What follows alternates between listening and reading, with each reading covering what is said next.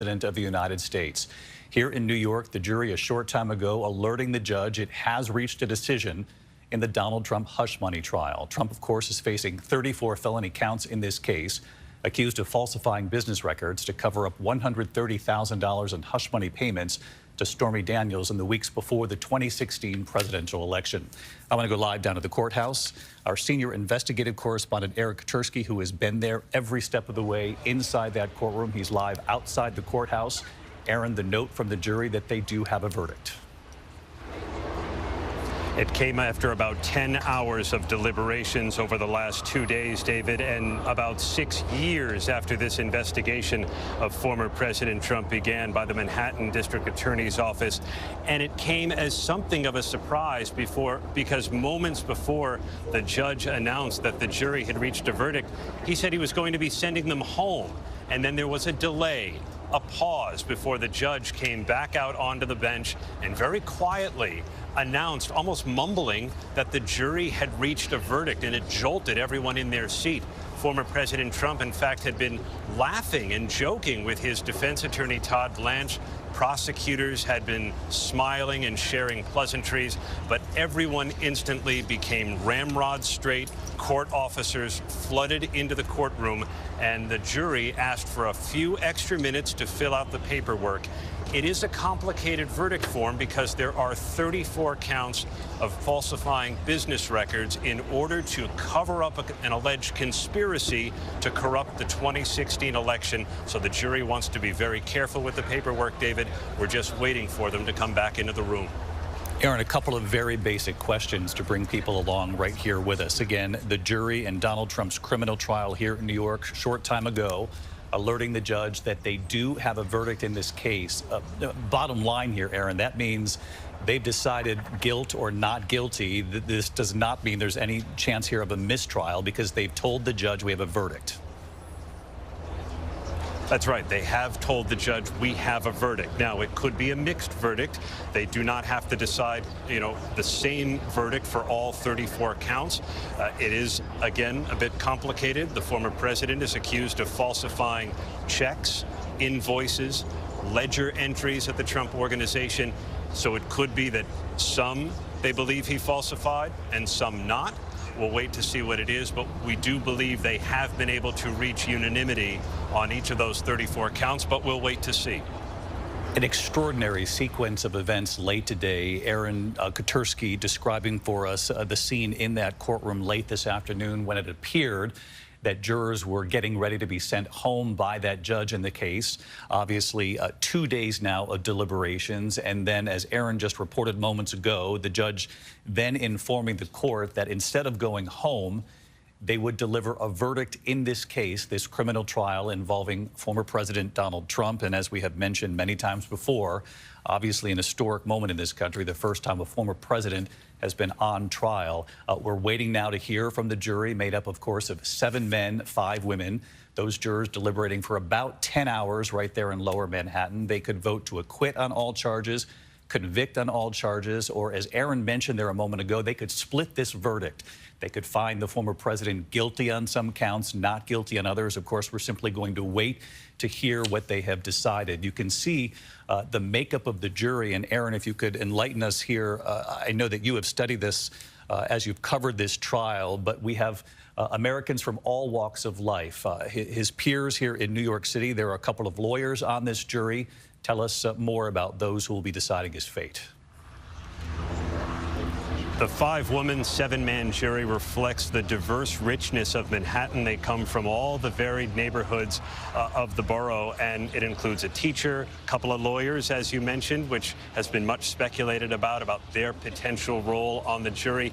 But it also includes 2 native New Yorkers, 2 immigrants, one from Ireland, the foreman, by default, because he was the first juror seated. There's also an immigrant from Lebanon, and all of them pledged, David, to be fair and impartial. And the judge reminded them in giving them jury instructions before deliberations that they needed to adhere to that, to be fair, to be impartial, and not to let any views, either for or against former President Trump, influence the way they judged the evidence. All of them at the outset said they could do that, David.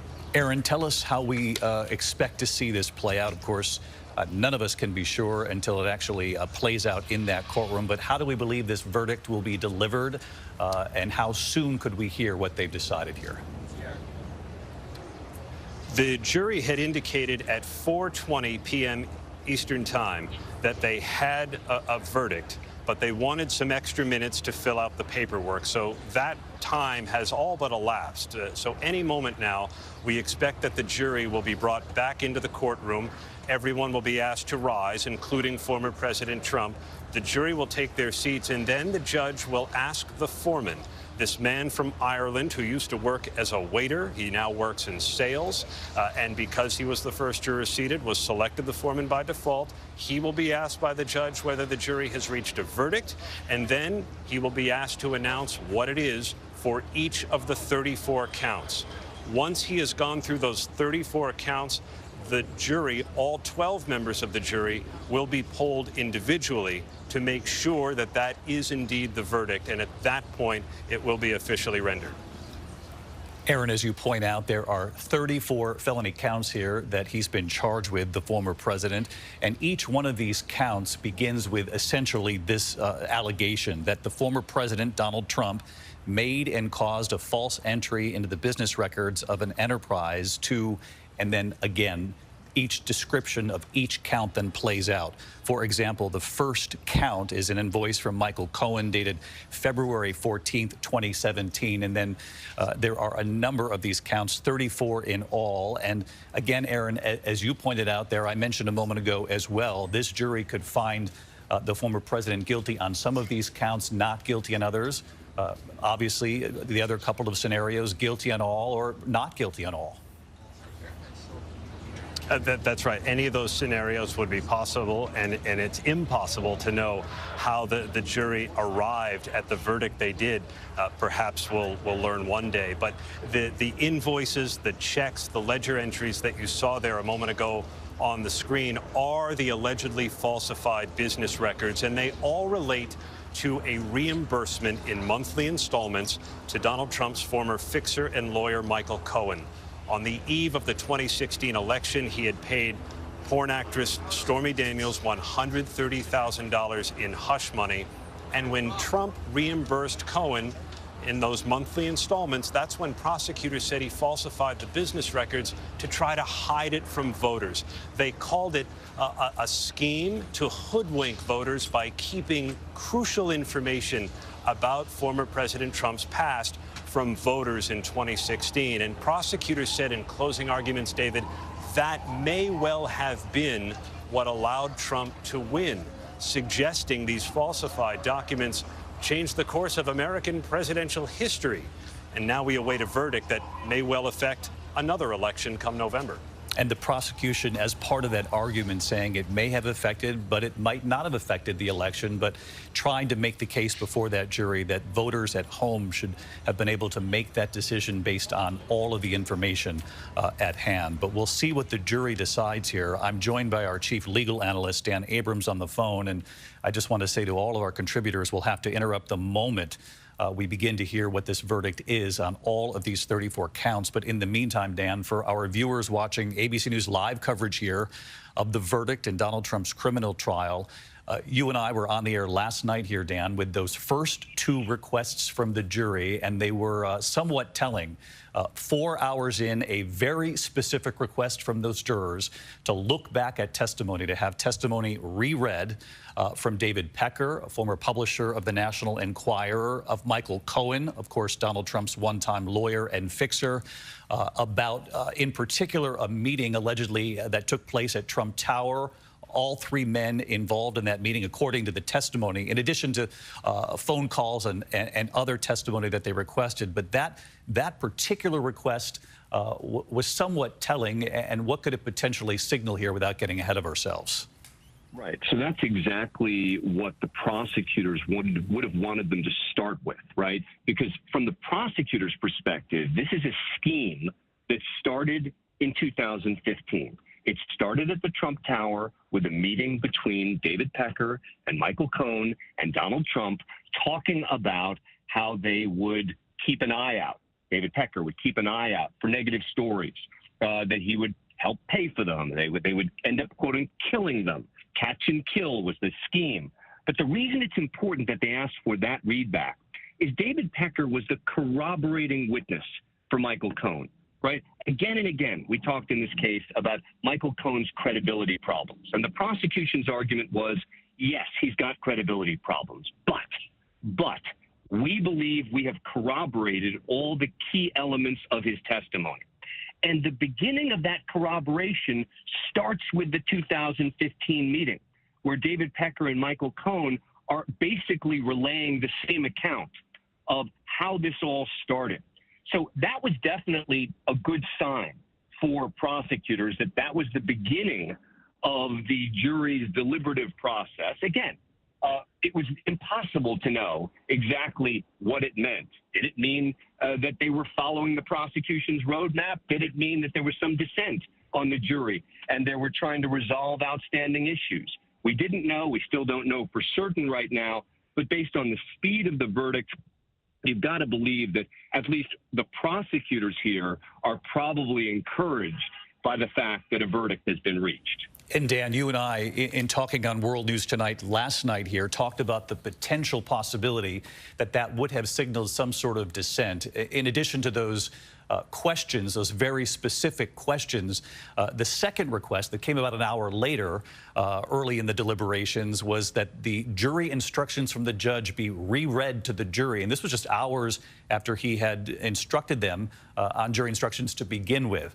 So when we were talking on the air about the potential for any daylight between some of the jurors, it would appear whatever dissension there might have been clearly has been taken care of over the course of just 2 days. And what does that tell you from covering so many of these cases? Well, look, this is a unanimous verdict. You needed a unanimous verdict.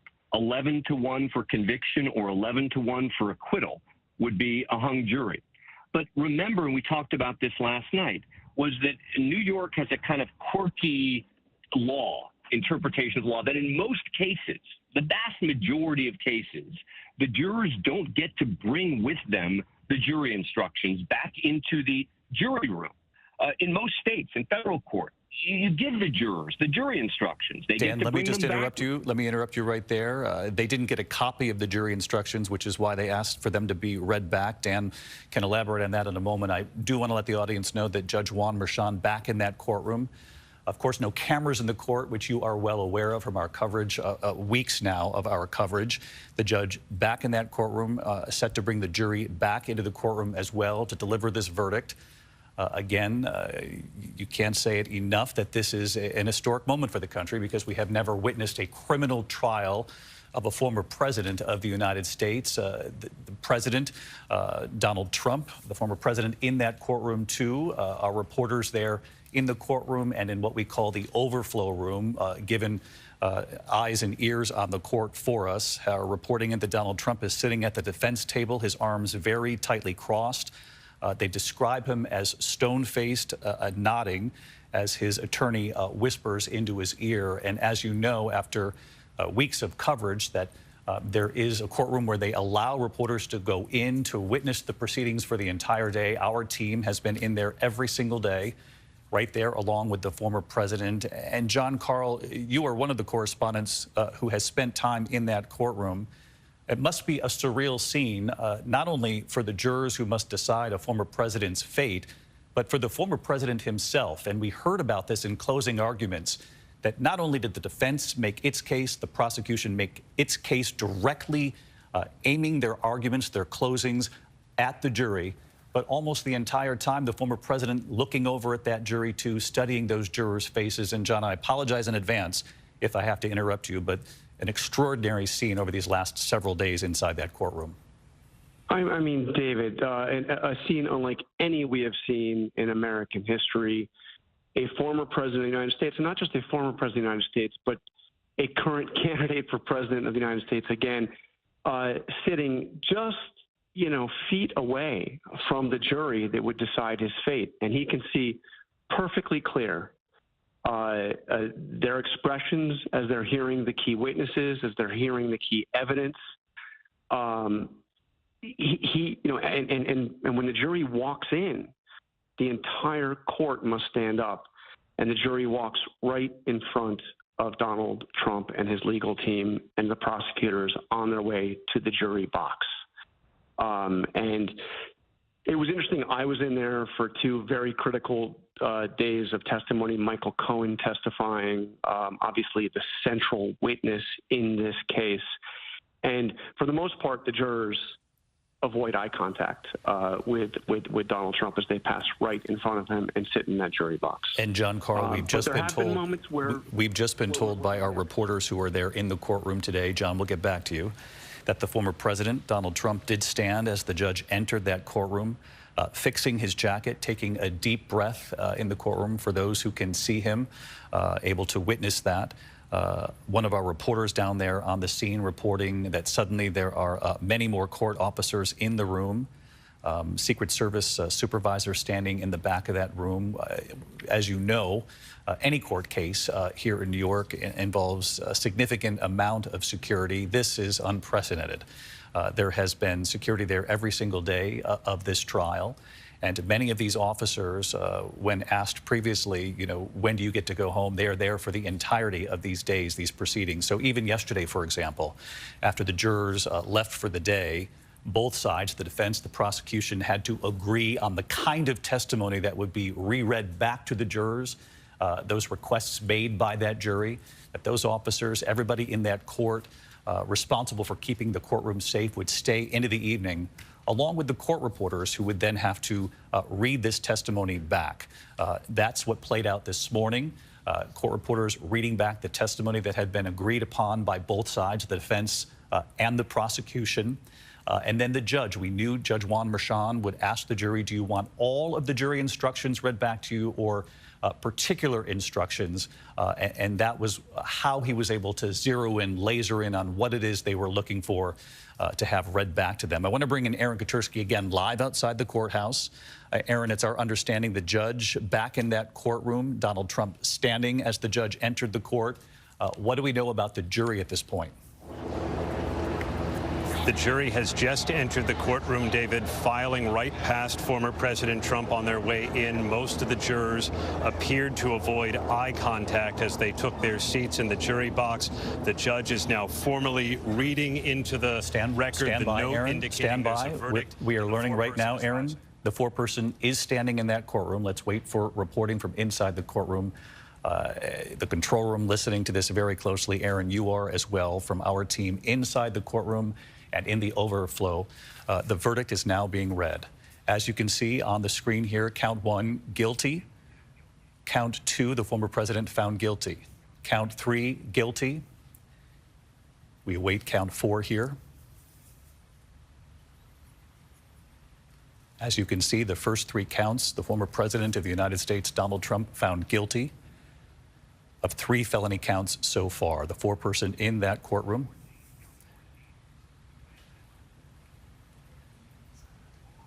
Counts 4, guilty. Count 5, guilty. Count 6, guilty. As we continue to enter in what we're learning from the courtroom, it's our belief that first 19 counts, I'm being told, the former president has been found guilty of. Counts 20 through 23 found guilty as well. So correct me, control room, all the way through count 23 now found guilty. We are now up to count 26 and count 27 found guilty as well. So again, I'm going to pause here. He's been found guilty 31 counts now of guilty as we wait for the graphic to catch up to the reporting coming from the courthouse. Count 33 and counts 34 coming in right now. Guilty on all counts. This jury in New York City, a jury of his peers finding the former president guilty on every single felony count brought against him by the Manhattan District Attorney's Office. Aaron Katersky outside the courthouse. Let's go to you for first reaction. An incredible verdict on this a day in May, late May, the former president of the United States convicted as charged. 34 counts of falsifying business records. And David, as the crowd outside this courthouse found out, a big cheer went up from opponents of the former president who had been massing in the park across the street from the courthouse. Just a whooping cheer, and they continue to make a lot of noise. There have been supporters of the former president here as well. It looks like many of them are hanging in there, but are remaining silent as the former president has been convicted on all 34 counts of falsifying business records, meaning, David, the jury believed the Manhattan District Attorney's theory of the case that the former president falsified these records to cover up a conspiracy to corrupt the 2016 election by hiding lewd stories from his past. David? Aaron, as we know from the instructions from the judge in this case, Juan Merchan, telling that jury that they could not convict solely on the testimony of Michael Cohen, Donald Trump's longtime former fixer, friend, and attorney, that there must be corroborating evidence in this case that they also believe in coming up with any sort of verdict. I glean from that then in the discussions within that jury room, and we will learn more in the days ahead, that they then pointed to other evidence, and we know about the request that they look at testimony from David Pecker, for example, to be reread back to them this morning, that is the kind of corroborating evidence that they must have leaned in on to come up with 34 guilty findings on every count here. The former president found guilty as we're on the air this afternoon. Aaron, again, testimony from David Pecker and other evidence presented by the prosecution, they must have leaned on, not solely the testimony of Michael Cohen here. They were told they couldn't rely solely on Michael Cohen because he was an accomplice in the alleged, or now found, scheme to corrupt the 2016 election. And so they did need corroborating evidence and testimony, and they may have found it in the testimony of David Pecker, because one of the things they asked to hear again today was how both men described a meeting in August of 2015, 2 months after Donald Trump had announced his candidacy, when prosecutors said this conspiracy was hatched. David Pecker at the National Enquirer would buy and bury unflattering stories. He said he agreed to be the eyes and ears of the Trump campaign, and prosecutors said it amounted to a campaign finance violation. And Michael Cohen described the meeting very much the same way, saying that he recalled Pecker telling Trump he would be the eyes and ears of the Trump campaign. Perhaps that was the corroborating evidence and testimony that the jury needed, David. They also wanted to make sure they understood the judge's instructions of how to find out how to convict somebody of falsification of business records. And the judge told them that even if Trump didn't personally falsify the records, that he could be found guilty if he caused other people, like an accounting department at the Trump Organization or Michael Cohen or someone else, to falsify those records on his behalf. All right, Aaron Katersky, stay with us here. Aaron Katersky, who has covered every day of this trial for us outside the courthouse there. Obviously, we also have a team inside court, both in the courtroom and in this overflow room. And I just want to bring everyone at home watching our ABC News Live coverage here of an historic day here. The former president, Donald Trump, found guilty on all 34 counts in the hush money case that involved Stormy Daniels in the lead up to the 2016 election. Found guilty again on all counts by a jury of his peers. Again, we know the makeup of this jury come from a cross-section of life in this country. 2 attorneys among that jury pool. It's been said in other cases along the way that the prosecution doesn't always like having lawyers sitting in that jury box, but in this case, both sides agreed to those 2 jurors in particular, lawyers who perhaps, as we'll find out in the days to come, might have helped explain some of the very detailed jury instructions from Judge Juan Merchan. Again, the former president you see there on the screen found guilty on all counts. Some of the color coming in from the courtroom from our team. The former president, Donald Trump, watching very closely as the jury was polled. They all replied yes when asked if this was their verdict. The district attorney himself, Alvin Bragg, stern-faced in the courtroom, Todd Blanche was the one who asked to poll the jury. Of course, that is the lead defense attorney in this case for Donald Trump. Donald Trump watching again as they were being polled, looking over at the jury as each one of them was individually polled on the verdict. One of our reporters describing the former president as slumped over in his chair, slumped somewhat, looking at the jury as they delivered the verdict, adjusting his head each time to get a look at each of the jurors as, again, they were polled individually. So, again, just describing it, it's obviously the limitations of the court system here in New York, no cameras in court. But as we know, we've described to you what would happen. The judge would enter that courtroom. Donald Trump would stand along with others in that courtroom. The jury then re-entering, the foreperson standing, saying, we do have a verdict.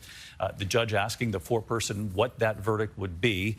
And then we watched even the screen here, the graphics could not keep up with the speed at which the verdict was delivered. 34 counts. All 34 of them, the former president found guilty in this hush money case. I want to bring in Dan Abrams with us just as we came on the air, now with me here in the studio. And Dan, you and I have talked. There were all sorts of plausible scenarios here, what the jury could decide. Perhaps guilty on some counts, not guilty on others. Obviously, the chance of a mistrial or a hung jury. It would take just one juror for that scenario. That's not what played out this afternoon. To have 34 counts and to have a jury find over the course of 2 days the former president guilty on all 34 counts. What does this say to you? So let's be clear. If there had been a split verdict, if there had been convictions on, let's say, 9, just the ones, for example, where Donald Trump had signed the checks, it would have been unlikely, unusual. Most people watching this case expected either there's going to be an acquittal, there'll be a hung jury, or they'll be guilty on all charges. It would have been surprising if the jurors had split the verdicts, because it's really all basically the same set of facts. It's just a question of which ledger and which check. So either you believe it or you don't.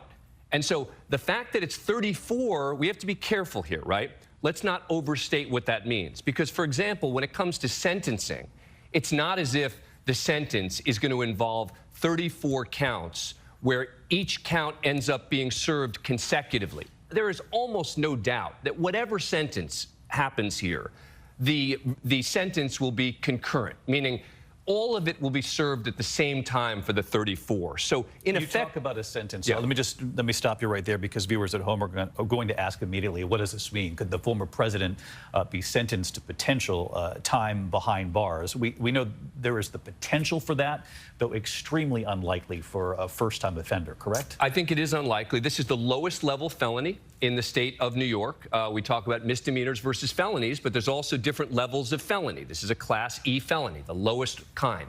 Donald Trump has never been convicted of a crime before. I think as a result, it is unlikely, not impossible, that he would be sentenced to prison time in connection with this case. There are other options, right? There is probation. I think the other potential option could be home confinement. Can you imagine that? In an effort, if it were to happen before the election, someone who wants to be out on the campaign trail. Again, I think any serving of a sentence, though, very unlikely to happen before the election. A number of things will happen first. First, he'll do an interview with the probation department. That is typical in any case. You have a meeting where you talk to he's going to have this meeting with a probation officer, because the probation department then recommends what sentence they think the person ought to get. And then number 2 is a sentencing happen weeks, months ahead. There's going to be appeals in this case, et cetera. So I think that the actual serving of the sentence, whatever it is probably some time away. Some time away. Judge Juan Merchan will take into account whatever the probation officer suggests after this meeting that you say will take place, regardless of whether you're sitting across from somebody who does what you and I do, yeah, or somebody who works in sort of any sector here in New York City and beyond. But this is the former president of the United States who will also have to sit across from this probation officer. How soon would we then hear from Judge Juan Merchan what the sentence will be? So I think that we're going to see when the sentencing date is set, right? So we're watching some people come out. We are watching the courthouse very closely. Donald Trump was expected to be able to leave the courtroom today. Of course, as Dan mentioned, the sentencing will not come for many weeks here. Not expected, certainly. We are expecting the former president to leave the courthouse. Have we seen him in front of the camera yet? We have not seen him yet. As we know, that he generally addresses reporters when he comes out of the courtroom. There's no promise here that he will today. Sentencing is set for early July. July 11th is what we've been told. Judge Juan Merchan will deliver the sentence on July 11th, which is obviously a little more than a month from now. There is no bail. He will leave court today, a free man for now, certainly. And as you heard Dan report there, and legal analysts across the board have said that jail time in this case extremely, extremely unlikely. But obviously it leads to some immediate questions right away when you're talking about the presumptive Republican nominee in the race for the White House. Does it change the race? At least right now, it doesn't. He can continue to run for president regardless of this conviction on 34 felony counts today. Some have asked, will Donald Trump be able to vote? I had been doing some reading on that because he now has residency in Florida. In the state of Florida, Dan, they often defer to where the case was tried. Is that not correct? Correct. So in New York, they allow certain felons to vote of certain categories, right? So it's my understanding that Donald Trump would potentially be able to vote. But let's watch the former president expected to address the cameras. Let's listen. Are you worried about going to jail? This was a disgrace. This was a rigged trial by a conflicted judge who was corrupt. It's a rigged trial, a disgrace. They wouldn't give us a venue change. We were at 5% or 6% in this district, in this area.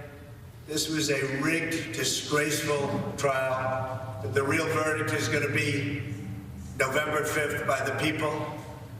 And they know what happened here, and everybody knows what happened here. You have a Soros-backed DA and the whole thing. We didn't do a thing wrong.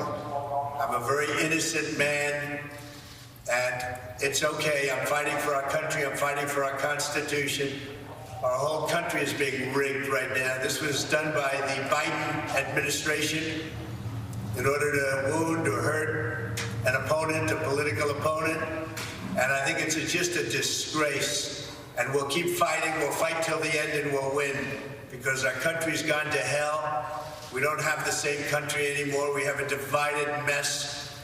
We're a nation in decline, serious decline. Millions and millions of people pouring into our country right now from prisons and from mental institutions, terrorists, and they're taking over our country. We have a country that's in big trouble. But this was a rigged decision right from day one, with a conflicted judge who should have never been allowed to try this case, never.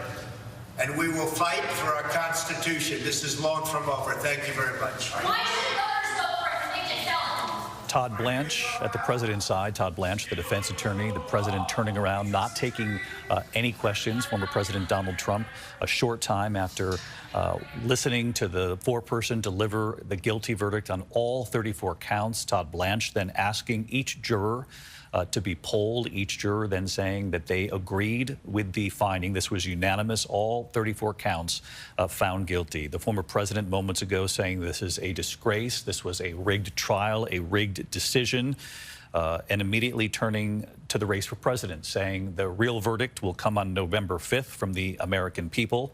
He went on to say, I'm a very innocent man, and again, called the whole process rigged. John Karl, our chief Washington correspondent. John, not surprising here that there would be an immediate pivot now to November. No, and not surprising at all. And Donald Trump will do what he's done when he was indicted in this case and in 3 other cases, which is say that this is a politically charged effort to hurt his campaign for president. The question is, Donald Trump is now a convicted felon. Will that affect how voters will view him? And we have seen, David, a lot of polling, including one of our ABC News polls just in the past month, that suggests that upwards of 20% of people who have said that they plan to vote for Donald Trump for president would reconsider whether or not they would vote for him if he were in fact convicted of a felony.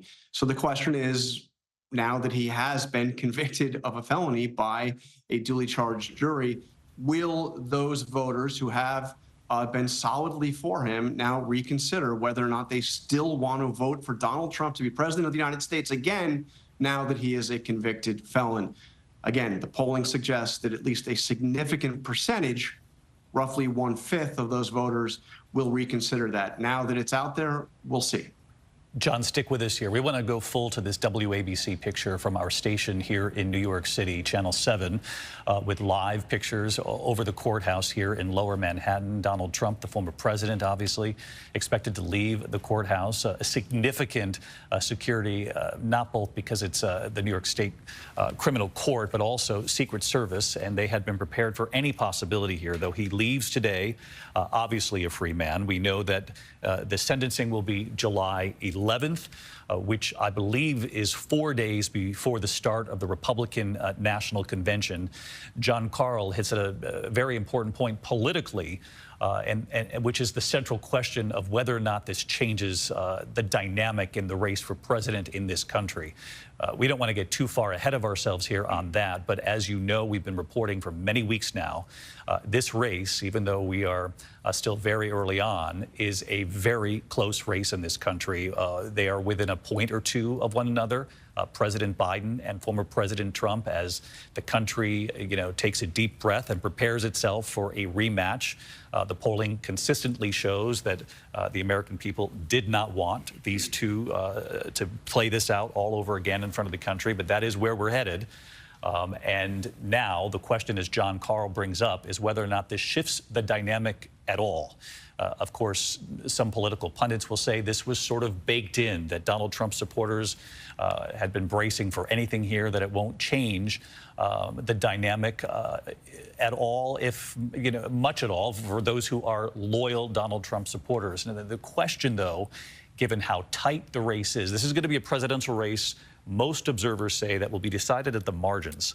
It's very, very close. So even if it changes the minds of people in the very middle, independent voters who don't like their choices, for example, that's going to be something that is really studied in the days and weeks ahead, and how the political arguments might shift. We heard from Donald Trump here moments ago that he immediately is pivoting to the November election, saying that that is when the true verdict will be delivered in this country, that verdict by the American people when they vote in this presidential race. Mary Bruce, our chief White House correspondent, obviously covering any reaction from the White House, any reaction from President Biden. Has the Biden campaign engaged at all on the news just moments ago that the former president, for the first time in history, has been found guilty on 34 felony counts? David, we are still awaiting any kind of official response from the campaign, though our team has heard that there were cheers inside the Biden headquarters in Wilmington as the verdict was read. Look, President Biden has been very careful in the last weeks not to comment on this trial. That, I have been told, will now change now that we have a verdict. Obviously, these guilty verdicts are a political gift to Democrats, a political gift to the president. He is now running against a convicted felon. But don't expect the president to completely upend his campaign messaging because of this, I am told. This verdict is not now going to somehow become the centerpiece of his messaging to the American people. The Biden team is very well aware of former President Trump's argument, as we just heard, his claims that this is all somehow rigged. The president doesn't want to be overly celebratory and feed in to that narrative that this was somehow a witch hunt concocted by President Biden. He has been adamant that he had nothing to do with this. He has said that he has never had a single conversation with anyone in his administration, with the Justice Department, anyone about Donald Trump's legal troubles. What you can expect the president do, though, is to continue to argue that Donald Trump, he believes, is unfit to serve, and he will make the argument that ultimately it is up to voters to decide Donald Trump's future, because as we have been noted, even if he does face any kind of prison time, that is likely, unlikely, but even if it does happen, not likely to happen, certainly before an election. And so the president is going to make the argument that this ultimately comes down to the ballot. With just a few seconds here, Mary, before I turn back to our courtroom reporters, President Biden has very rarely even addressed the fact that this criminal trial was taking place. At times, you would report that he would say something along the lines of his opponent is tied up today, a sort of nod to a nudge, if you will, to the Trump campaign about what was playing out here in New York City. But other than that, there has been very little said about this criminal trial. Yeah, he would subtly needle his opponent over this, right? We all recall when he had challenged him to that debate saying, you know, I hear you're free on Wednesdays, which was the day that obviously court was not in session. But beyond that sort of subtle jabbing and not so subtle sort of jokes, you didn't hear the president really comment on the substance much because he wanted to keep his distance, because he didn't want to feed into that narrative that Trump and his supporters have been pushing, that this is all a political hit job. The president is going to react to this, I am told. The question is how he does it, in what form, and how, you know, fiercely and forcefully he now brings this up on the campaign trail going forward. Just how much will Donald Trump, being a convicted felon, play a role? How much of a role will it play in the president's campaign speeches going forward? We are going to wait and see. Forgive me for constantly looking at my phone here, David, because we are expecting hopefully some kind of reaction from the campaign very soon. Stand by. It has actually just landed in our inbox. So if you bear with me here while I read this, this is a statement from the campaign communication director saying, in New York today, we saw that no one is above the law. Donald Trump has always mistakenly believed he would never face consequences for breaking the law for his own personal gain. But today's verdict does not change the fact that the American people face a simple reality. There is still only one way to keep Donald Trump out of the Oval Office, at the ballot box. Convicted felon or not, Trump will be the Republican nominee for president. He goes on to say that Trump poses to the threat that Trump poses to our democracy has never been greater. He says he is running an increasingly unhinged campaign of revenge and retribution, pledging to be a dictator on day one, calling for the Constitution to be terminated so he can regain and keep power.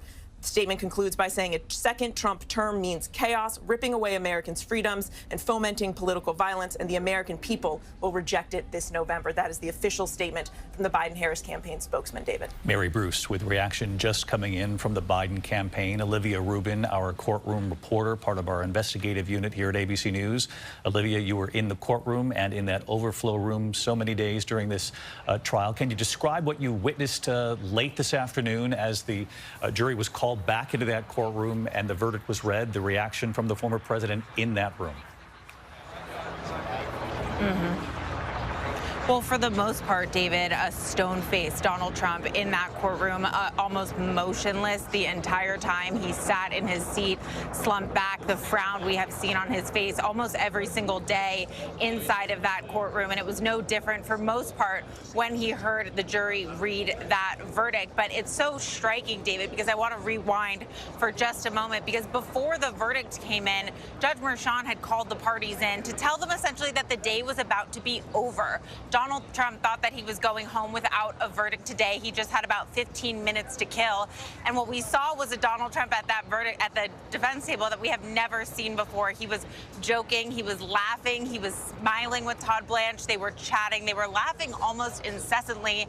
Todd Blanche laughing so hard at one point, doubling over that his forehead almost touched the table in front of him. They thought that they were going home today. It seemed without a verdict. It was almost a jubilant, giddy Donald Trump, but that changed very, very quickly when Judge Merchan came back into the room to inform the parties that the jury had reached that verdict. And then, of course, it shifted to that original Donald Trump that I just described to you. And something that we noticed, the whole team that has been in there for 7 weeks throughout this case, is how little the jury looked at Donald Trump when they would come in and out of that courtroom every single day. They have to march right by him, just inches away from him, and they hardly ever looked at him, David. They looked down at the floor, and it was essentially the same story today. And such a striking scene today to see the jury leave in front of Donald Trump, again, just inches away from him after rendering that guilty verdict,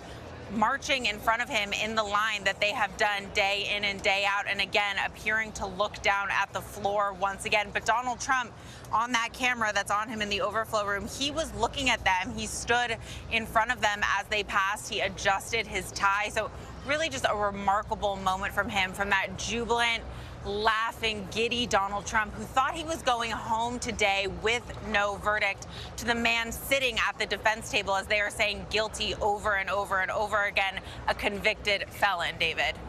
Olivia, stay with us here as we're looking at live pictures here from WABC Channel 7 here in New York, our ABC station, obviously trained over the courthouse. We're expecting to see the former president leave the courthouse at any moment. And as Olivia just described, the final moments inside that courtroom today, the judge had indicated that perhaps the jurors would be headed home for the day, that this would go into a third day of deliberations. Olivia describing, a former president and his defense attorney, his main defense attorney, Todd Blanche, as laughing with one another, smiling with each other. And then a stark shift in temperature at that defense table when the judge then moments later said the jury had in fact reached a verdict in this case. And Olivia, as we know, the defense believed that with every day that went by, that was a more positive sign for them. So I would gather at the end of today, late today, when they thought this was going to bleed into a third day of deliberations, there was some relief that we're going to go into another day. And in fact, moments later, that dramatic sort of whiplash moment in the courtroom. That's right. And I do think what you touched on right there, referring to Todd Blanche and how sort of critical he was to this case and what, he did for Donald Trump over the past few weeks is so interesting to sort of laser in on. And to watch Todd Blanche in the courtroom today was so fascinating. You could feel the intensity from him because this was his moment. This was his case, and he was performing essentially in front of Donald Trump every single day. And what was so fascinating as they are waiting for this verdict to come down, because remember, they had a 30-minute waiting period where they had to sit at the defense table and wait for the verdict. You could see him gripping the tie around his neck, loosening it, the pressure clearly weighing on him. And there were times when all of them sat there really not speaking at all. Again, that 30-minute waiting period so telling. The prosecutors just feet away from them to their right-hand side, also really saying nothing at all. And then, of course, Alvin Bragg, just a few benches behind them. He had been in the courtroom just a few days, and what was so fascinating about him is how sort of you could feel his intensity in the courtroom as well, at times hunched over papers in his lap. I think at one point I saw him following along with questioning of witnesses, and you could see his tension. He was hunched over his papers once again, furiously taking notes at one point. So really the stakes that were on all parties here. But again, bringing it back to Todd Blanche, this was his case for Donald Trump. He had been front and center. He had done the cross-examination of Michael Cohen. And then when he spoke, David, just one last point, when he spoke to make that motion with Judge Merchan at the end, after the verdict had already been rendered, you could quite literally hear the nervousness and the fluster in his voice as he was speaking to Merchan. He was tripping over his words. He was speaking slowly. He was speaking quietly. And it was just so apparent that the verdict that had just come down was weighing on him as much as it was his client, again, Donald Trump, who remained seated at that defense table before, adjusting his jacket one last time to leave that courtroom. So again, just tension for all parties there. This is just extraordinary color from inside that courtroom. Olivia, stay with us here. A few more questions for you as we also keep our eyes trained on these helicopter shots from Channel 7 here in New York as we await the former president leaving that courthouse. You can see Secret Service assembled. Olivia talking about Alvin Bragg, and for those of you at home who've been following, you certainly know who he is, but we'll bring everybody up to speed. The Manhattan district attorney who brought the case but was not in that courtroom every day, and in fact his team of prosecutors instead making the arguments. Obviously Josh Steinglass delivering the closing arguments in this case. Some had wondered if perhaps the closing arguments were too long, particularly from the prosecution. The defense closing was long as well. But there were those who wondered if Mr. Steinglass had gone on too long. I'm certainly of the belief now that he's happy with what he said because he got the verdict that he was looking for. There will be a lot of sort of Monday morning quarterbacking, really, particularly for the defense at this point. Todd Blanche, a respected defense attorney, but there have been questions about the approach during this trial and whether or not it was the right approach in trying to defend the former president against these particular counts. I want to get back to Olivia, though, because, again, in New York, no cameras in the court for this trial. And, Olivia, You were describing the jurors, and I want to laser in on this because as we heard from Judge Juan Merchan, in his instructions to the jury, he told them, you are deciding the fate of a fellow member of this community, so as to take down the temperature of the moment, the history of the moment, that they know full well this was the former president sitting there before them at the defense table, but also instructing each of those jurors not to allow bias, their own political beliefs to enter into the equation, that they need to find him guilty or not guilty based on the totality of the evidence. And what I mean by that is, in particular, he said, you cannot come up with a verdict here based solely on the testimony of Michael Cohen. There must be corroborating evidence that you've seen in this case in coming up with your decision. For those joining us now, obviously, you know, 34 counts, all 34 counts the former president found guilty of in a Manhattan courtroom here late this afternoon. And Olivia, it would seem those jurors took those instructions to heart, particularly when you talk about the dynamic or lack thereof between those jurors and the former president as they left that courtroom.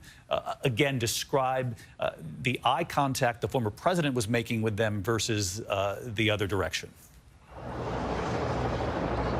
Well, I will say, you talk about, the focus of the jury day in and day out inside of the courtroom, David. It is hard to underscore how focused, how laser focused these jurors were on all of the testimony, on the opening arguments, and on the closings, which we know were marathon. They paid attention and took notes during a 5-hour closing argument. That is remarkable. They listened to Todd Blanche. I noticed one juror nodding their head and taking notes as Todd Blanche was delivering his closing. So it appeared to be a jury that was listening so intently to both sides. Though I will also point out, this was not a very expressive jury. They did not give a lot with their facial expressions, with their motions throughout the 20-plus days that they sat through this trial, and that we watched them every single day. But what was so apparent, as I hinted at earlier, was how they just never looked at Donald Trump. It was so rare, although there was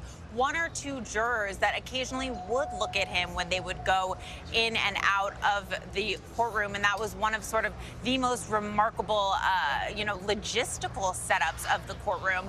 Every single time that the jury came in for the day, Donald Trump would stand and they would emerge from the left side of the courtroom, a little door, and they would file in a line past Donald Trump across the courtroom and into the jury box where they would take their seats. So for just those 4 or 5 seconds, twice every single day, they were just inches away from the former president and the man whose fate they would ultimately decide. And again, it was so striking how not only would they not look at him, but they would look down at the floor most of the time as they made their way past him, or some of them would try to sort of conveniently turn their neck so that they were facing the other way and trying to look over where Judge Merchan would sit, but really doing anything that they could to not stand in his direction as Donald Trump stood sort of shoulders back, tall in his suit in front of them, some of them wearing sneakers, some of them wearing T-shirts occasionally. A really striking dynamic. And then, of course, today, again, with the camera on Donald Trump, watching him watch the 12 jurors who just decided his fate walk out, and yet again they don't even appear to acknowledge him. And you have the former leader of the free world, the man who could become president yet again if he is successful, adjusting his suit, adjusting his tie, and sort of slumped over in front of the 12 average New Yorkers who just decided for him and are barely once again even looking at him. David. Olivia, thank you so much. Stay with us here for our live coverage. We'll come back to you shortly. Olivia Rubin, just one of our team of reporters inside that courthouse throughout the duration of this trial. And as you know at home from our reporting over the course of several nights on this, that it really does come down to the eyes and ears of the reporters in that courthouse to help us get a fuller picture of the dynamic at play. We're getting Republican reaction coming in. We'll get to that in just a moment. But just to add to what Olivia just said, as we await live pictures here, we expect to see perhaps the former president leaving that courthouse You can see the security arranged outside the courthouse. Secret Service, certainly. They had prepared for this moment, no matter what the outcome would be from this jury. We know that the jurors, and this comes from our team inside the courthouse, in addition to Olivia, jurors showing no facial emotions, nodding along with Judge Merchan as he thanked them for their service. He asked them for feedback about the entire process in the future. He said to them, "You are excused with the gratitude of the court."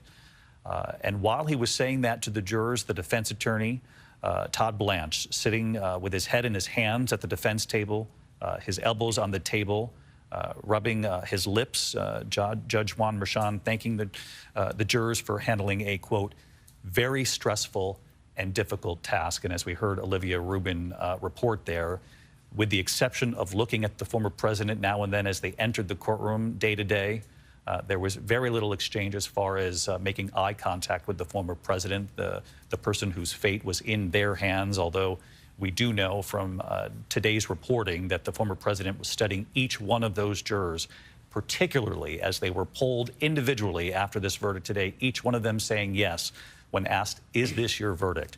Former President Trump found guilty on 34 felony counts in New York City late today. Rachel Scott, who covers Capitol Hill, who covers the race for president, getting first reaction here on the Republican side. I understand Speaker Johnson has reacted in addition to others. Yes, David, this reaction from the Republican Party is coming in very quickly. The Speaker of the House issuing a statement calling today a shameful day in American history, calling this purely a political exercise, not a legal one. We're also hearing from several Republican senators, Senator Marco Rubio calling this a complete travesty, Senator John Cornyn calling this verdict a disgrace. Even Trump's former rivals who ran against him in the Republican primary, including Florida Governor Ron DeSantis, calling this all political things was an Rachel, effort stand by because we're watching these live pictures of the former president entering the SUV there in the foreground of your screen. Sorry to interrupt, but let's just watch this scene as it plays out. We'll come back to you for Republican reaction. We also have reaction coming in from members of the Trump family. We know inside that courtroom today, Eric Trump, Donald Trump's son, throughout the course of this trial, he has been there, not necessarily every day, but has often been there. We have seen Don Jr., we've seen Tiffany Trump. Notably absent from the trial itself, Melania Trump and Ivanka Trump. John Santucci, who is watching this picture right along with us here, an extraordinary sight, and you're hearing reaction from the Trump family, in particular Don Jr.? Yeah, Donald Trump Jr. being one of the first family members to react to this, David, telling ABC News that, Democrats got what they wanted here. Of course, they have hyped on the fact that New York is a state run by Democrats. Of course, as we know, you mentioned earlier in your conversation with Dan Abrams that, of course, Donald Trump is no longer a New York resident. All of Donald Trump's children, his 3 adult children in particular, who all lived in Manhattan at one point, now reside, of course, in Florida with their father. And Donald Trump Jr., David, telling me that same sentiment that his father echoed in front of the cameras on the 15th floor of that Manhattan courthouse, that voters will now weigh in. Voters will decide this election in November, and that will be the real result and outcome that they will, of course, look forward towards. John, you know that the Trump family, Donald Trump, watches those polls every single day. He has talked about it as he has left the courtroom in New York under that partial gag order, unable to talk certainly about any witnesses on the stand, but would talk in generic terms about the proceedings of the day, but then would pivot politically to the race for president, obviously. They're very aware of where the race stands. The national polling shows President Joe Biden and former President Donald Trump really within a point or two of each other on any given day when these national polls come out. Where Donald Trump has taken note, and I'm certainly sure that you have heard this from inside the Trump campaign, is in the battleground states where we know in the Electoral College these presidential races are decided, and that in several of the key battlegrounds, Donald Trump in recent weeks has shown some steady but very slow movement in what they would believe is the right direction, expanding by a point or two his lead over President Biden in some of these key battlegrounds. And they must be wondering, given what John Carl reported earlier and what our polling and others who have polled this question of independent voters and those who are on the fence, whether or not a felony conviction would change their minds, whether or not this has any impact on numbers that are already extraordinarily close. Well, David, you mentioned the last several weeks the polls have been doing a bit better. It's also been the last several weeks that they can't capitalize on that because, as you well know, this was the first time in Donald Trump's life his schedule was out of his hands. He, of course, was stuck in that Manhattan courtroom. Recall, David, that he needed Judge Juan Merchan's approval to go to his son's high school graduation. So they know that this is now a tough situation. And look, David, all the reaction that I've been getting, Rachel, our colleague Catherine Falders as well, has been not surprised. It's New York. But let's be clear, this is not the verdict they wanted. So they can say they're not surprised by it, but it is something they now know they need to double down and pivot. One of the things, I know Rachel has heard this, as have I, that they are hoping is that they can quickly now get back to the campaign and move things forward. And one of the things that senior advisors to Donald Trump have been trying to get the former president to focus on is a running mate. Donald Trump has not engaged in conversations. Of course, names have popped up, names have been floated out there, many of whom have gone on and done what previous people have wanted to be Donald Trump's running mate have done, which is defend him on camera, or in this case, which is interesting, right? Think about 2016 versus 2024. 2016 was who was on TV talking and saying nice things about me. 2024 has become who's coming to court with me. And we have seen many potential individuals, senators, governors, attorney generals who want to be in Donald Trump round 2 White House go with him, David, to court, as we have seen in real time. So that's one of the things that advisors are hoping, if they can quickly pivot, quickly get out of New York, literally get Donald Trump out of New York and back onto the campaign trail, getting ahead with a Veep nominee, getting ahead with the RNC, moving into debates, quickly getting away from this conversation. And that's going to be hard, David, because look, as our team has noted, and we've already seen it, Donald Trump knows in some ways these cases, though with independents are not good with him, his base, it has helped. We've already seen fundraising emails fired out the second the verdict was released. Of course, Donald Trump knows that he's got to find a way to shore up support, and that's going to be a dance that his campaign now needs to move forward with. John Santucci reporting with us here this afternoon on the guilty verdict, unanimous, all 34 counts, felony counts. The jury finding the former president guilty. As we look at this live picture, John, I just want to ask you, because we're watching, and there have been so many of these moments, but we'll stick with this one here as we watch the motorcade, the SUV, the Secret Service guide the former president back up to Trump Tower, obviously from Lower Manhattan, where the courthouse is, up the east side of Manhattan right here. And even though we have heard the former president repeatedly talk about, you know, his belief that this is rigged and political, we know, first of all, for a fact that the jury that was seated, both sides agreed to, that they come from various walks of life. And we also know that Donald Trump was a born and bred New Yorker. His father had a very successful real estate business here, a branding empire between father and son. Donald Trump enjoyed many, many years sort of being at the top in New York City. And to be in this SUV now, guided by the Secret Service back up to Trump Tower after being found guilty on 34 felony counts, even though he says it's political, expresses disgust for what played out here in New York City today. This is a man who called himself a New Yorker for decades and who enjoyed significant success here. It's an unbelievable story. A guy that was made by New York was just, in some ways, you could argue, broken by New York. And think about it, right? You talk about Donald Trump's father, Fred Trump. Fred Trump succeeded in business, for those that know the New York area, outside of Manhattan. He succeeded in Queens and Brooklyn. Donald Trump wanted to outdo his father. It was breaking into Manhattan, crossing over the bridge to the island of Manhattan that was Donald Trump's goal. Donald Trump told voters in 2015 and 16 that I live in the most famous address ever, the most prized possession on Fifth Avenue. He loved living in New York, being a part of New York. You know, even in the last couple of days, David, I had heard from many senior aides and longtime friends to Donald Trump that he actually liked being in Trump Tower the last couple of weeks. Keep in mind, David, that was his residence for decades. He took such great pride and joy in it. I mean, many people have told this story. I experienced it myself the first time I went into Trump Tower, that Donald Trump loved to show off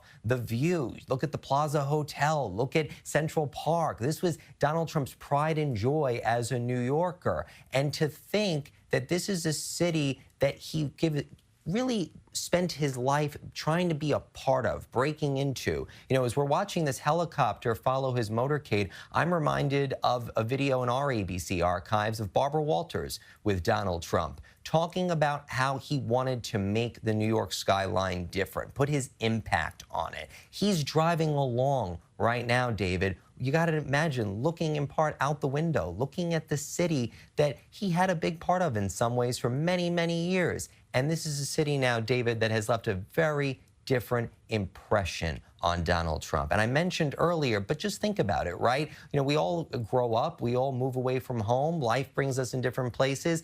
But Donald Trump left New York because of a new job, that he became president, but then left in protest because of these cases, because of these prosecutors that he said were out to get him. His children followed. His entire being in New York is no longer there. It's such a different life. As one person said to me when this case got started, think of everything Donald Trump had in 2015 before his foot stepped on the escalator.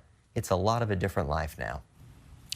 Certainly is a new chapter for Donald Trump in New York City, a city that made him, and as John said moments ago, today, a city that has profoundly impacted where things go from here, though whether or not this affects the outcome in November certainly is an open-ended question. You heard John Carl and Rachel Scott talk about fundraising, the immediate fundraising off of this.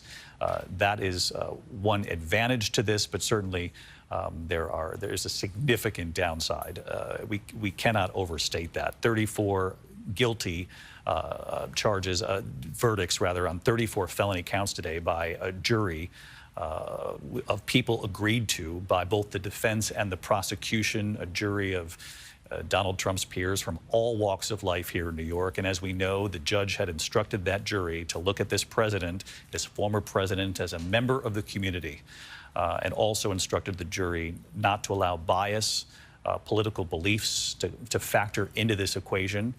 Of course, every human brings some sort of opinion or viewpoint to any of life's experiences, but they were instructed not to bring their political opinions into that courtroom.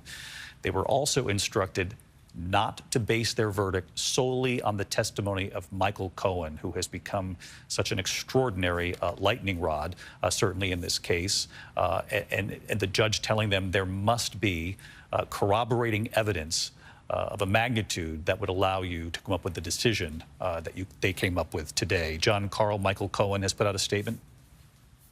Yeah, Michael Cohen has just put out a statement, David, and it reads, "Today is an important day for accountability and the rule of law. While it has been a difficult journey for me and my family, the truth always matters." So Michael Cohen, who we just heard in the closing statements by the defense in this case, Donald Trump's attorney call the gloat, the greatest liar of all time. Their entirety, the former president of the United States, Donald Trump. And Michael Cohen now, in a rather muted statement from Michael Cohen, saying that this is a day where Donald Trump finally faced accountability. Michael Cohen, who testified he took out a home equity loan on his own home to make that payment. And John, it was striking that the prosecution in their closing sort of took on that point, fully aware that the defense had basically called him the MVP of lying, the greatest liar of all time. The prosecution then telling those jurors in their closing arguments, listen, we didn't pick him up at the witness store. He wouldn't have been our choice. He was the choice of the former president to be his fixer and his lawyer. And they made the point that that's exactly why Donald Trump hired him in the first place, because he was somebody, the prosecution argued, who would lie on Donald Trump's behalf, who would do anything on Donald Trump's behalf. Such was his loyalty to Trump. Cohen once famously said that he would be willing to take a bullet for Donald Trump. But when the prosecutors started honing in on Michael Cohen and on these hush money payments, it was Michael Cohen who was actually prosecuted first, not entirely for what happened with Stormy Daniels, but in part for what happened with these payments to Stormy Daniels. And Michael Cohen served time in a federal penitentiary long before Donald Trump was ever indicted for anything. Michael Cohen, who I believe the evidence is quite strong, believed he deserved a pardon from Donald Trump, never got that pardon from Donald Trump. And when Michael Cohen was prosecuted for this and Trump didn't do anything to help him out, Michael Cohen turned hard against the man that he had served so loyally. And that was part of the defense's case, was this is somebody who is out to get Donald Trump, who wants revenge. And frankly, David, I think the evidence and the prosecution basically acknowledged this in their arguments, their closing arguments. The evidence was there. Michael Cohen did want revenge, but the prosecution made the case that you don't need to just rely on Michael Cohen's testimony. There is significant evidence in this case that backs up the story he is now telling. We are coming up on 6 o'clock here in the East. For many of you who might be tuning in for local news, at least in the eastern part of the country, you're watching ABC News live coverage of a significant day here in American history. Former President Donald Trump found guilty on all 34 felony counts in the hush money criminal trial here in New York City that, of course, involved that payment to Stormy Daniels in the weeks before the 2016 election. And it wasn't simply that the documents had been falsified. The argument the prosecution set out to make was that they were falsified in addition to trying to keep this information from the voters who had a right, they said, that was their argument, had a right to the information to make up their own mind before the 2016 election. It had been said when it comes to the testimony of Michael Cohen, you heard John Carl talking about Michael Cohen there. The defense had called him the greatest liar of all time in that courtroom during closing. The prosecution saying we didn't pick Michael Cohen, we wouldn't have picked him as our key witness, but that it was former President Trump who picked him for those very reasons, those very skills, being able to lie, being able to fix, being able to make things happen. That's why Michael Cohen is playing such a large role in this case. That was the argument made by the prosecution. It had been said that even if Michael Cohen is a liar, that he would have a hard time fooling 12 New Yorkers in that jury box.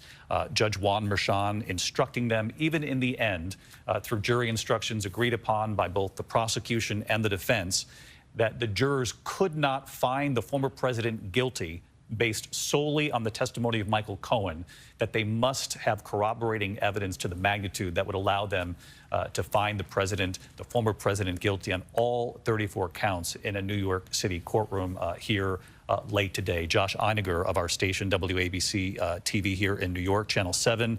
Of course, that team doing extraordinary work trying to cover this day in and day out as well. Josh, you were in the courtroom. Describe the moment the jurors walked in and the former president's reaction to that verdict.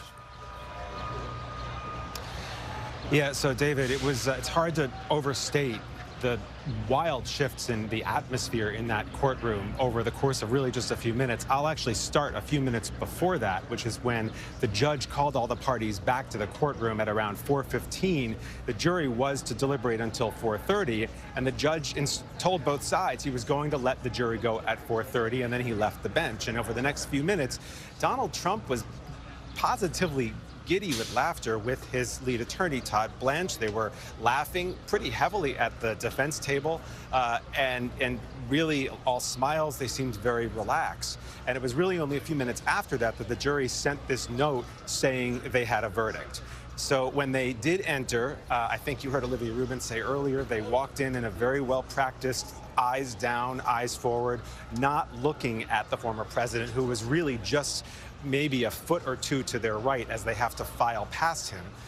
And they got into the witness box. And then what I'll tell you is that from where we were sitting, David, we're not able to see his face. We can only see the back of his head. So it's hard to know what expression was on his face. But as they started to read through the counts, count 1, guilty, count 2, guilty, there was no motion at all in his body until they got to count 4, at which point he slowly started to shake his head.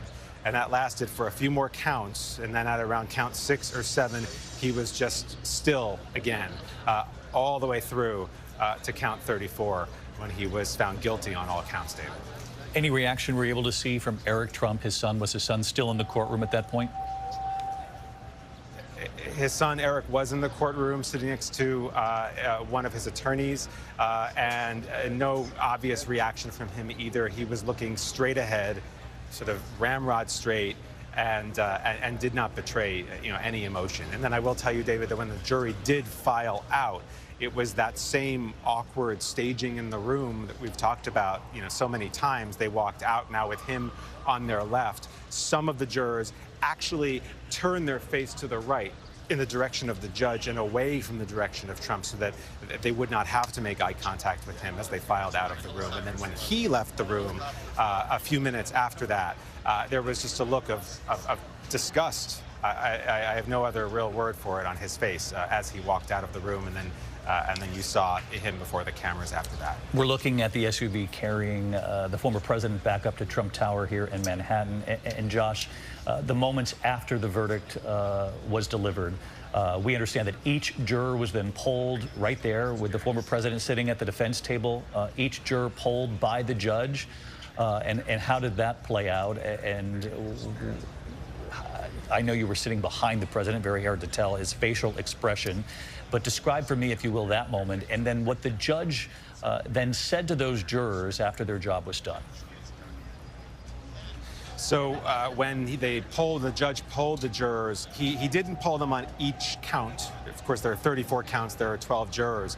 He basically went through juror 1, is this your verdict? Juror 1 said yes, juror 2, juror 3. And during that time, Trump did turn in his chair and he was looking off in the direction of the jurors. No obvious expression on his face. It seemed fairly impassive. And then, at the end, the judge did thank these jurors for their service. He told them, I don't have a direct quote in front of me, but he told them how difficult this trial has been, how stressful this trial has been for them. He thanked them for their service, and he excused them from the room. And then he asked them if it would be okay if after he excused them from the room, he would then go to them to have a conversation with them and thank them personally, one-on-one, and that was when they rose from the jury box. Everyone rose, including the former president, and then they filed out of the room, taking great pains not to look in his direction.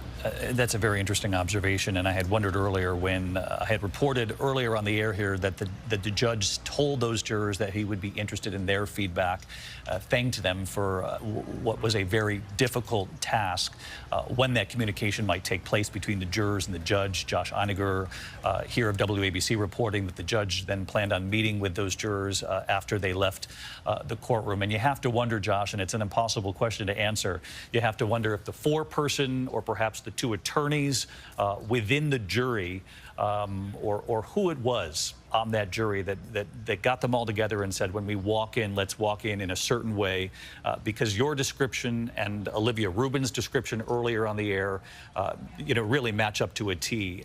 The decorum, the way they carried themselves, regardless of what you believe about this case, how they carry themselves is something that we can all observe and certainly appreciate, at least in their behavior. I know there are going to be a lot of opinions on the outcome of this trial, but to have walked in and to be concerted in their effort to sort of look down, not bring any more emotion or drama to a case that's already has historic implications here. David, it's hard to know, of course, as you point out, what impetus was behind all of that. Part of it really could simply be that it was just uncomfortable for them. You know, here they are in this incredibly weighty position. The fate of the former leader of the free world is in their hands. And he's a pretty imposing figure, especially when he stands. So part of it could simply be that, you know, kind of intimidation factor, or maybe an attempt not to allow themselves to be intimidated by that, you know, type of stature, you know, standing, that presence just to their right as they walk in or their left as they walk out. It was, though, as you point out, David, I mean, there were 2 attorneys on this jury. There were quite a few people with advanced degrees.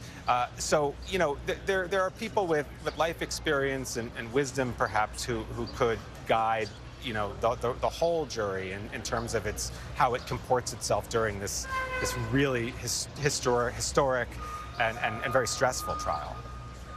Josh Einiger of WABC TV. Josh is just one of several reporters who've been down there from the beginning for us, both through WABC and our network team here, there with Olivia Rubin and Aaron Kotursky, and we'll come back to each of them with our live coverage here.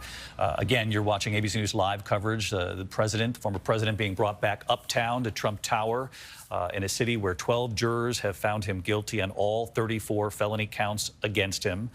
It had been believed, as we were in day 2 of deliberations, the fact that the deliberations continued throughout today. They got close to that end time today. There had been some indication from the judge that the day would be wrapping up. Jurors might be going home. There was levity at the defense table between the former president and Todd Blanche, his lead defense attorney. They thought they were going home for the day when suddenly the judge said that jury has reached a verdict and they will be entering the courtroom shortly. A number of our reporters who were in the courtroom and in that overflow room that actually has a camera trained on the courtroom as well, all described very similarly the change in temperature immediately at that defense table.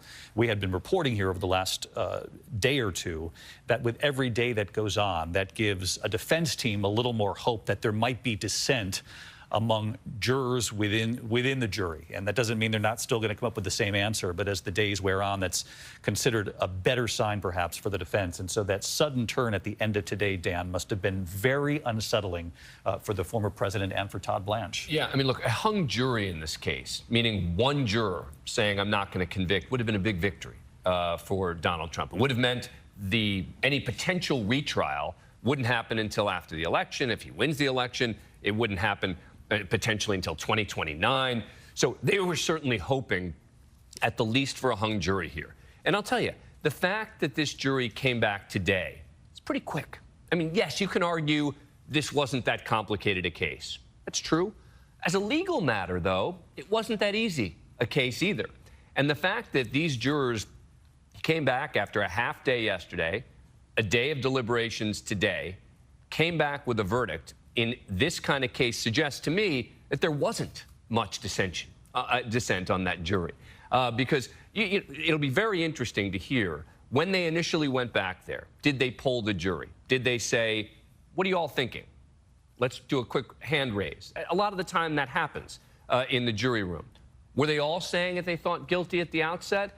Again, this was a pretty quick verdict to come back with 34 counts and suggest to me that if there was any dissent, there wasn't much. Let's ask you a couple of quick legal questions for those who might have just joined us right around the 6 o'clock hour here in the East when people come to the TV for their local news.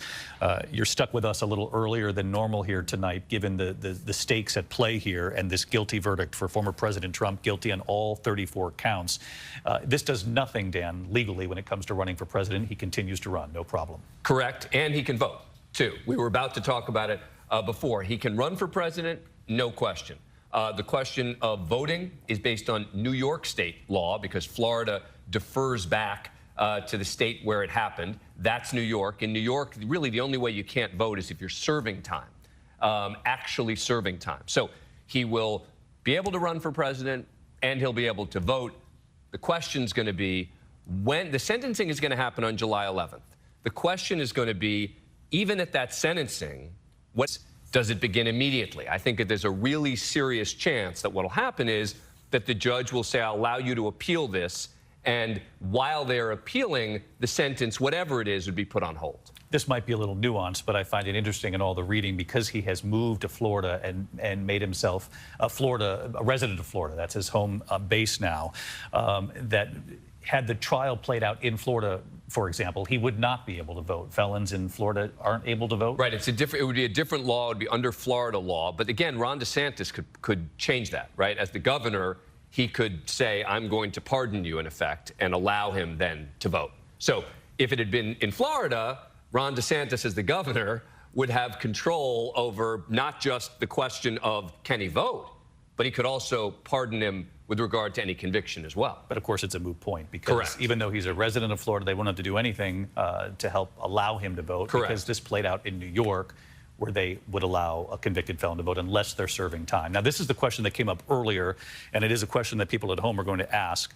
We know the sentencing is July 11th, by my count, 4 days before the Republican National Convention.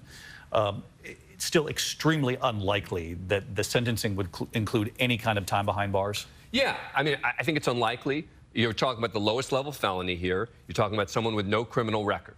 One question I think some people will ask is, well, you know, this is a defendant who has been attacking and trashing this judge. Even we just heard him do it moments ago.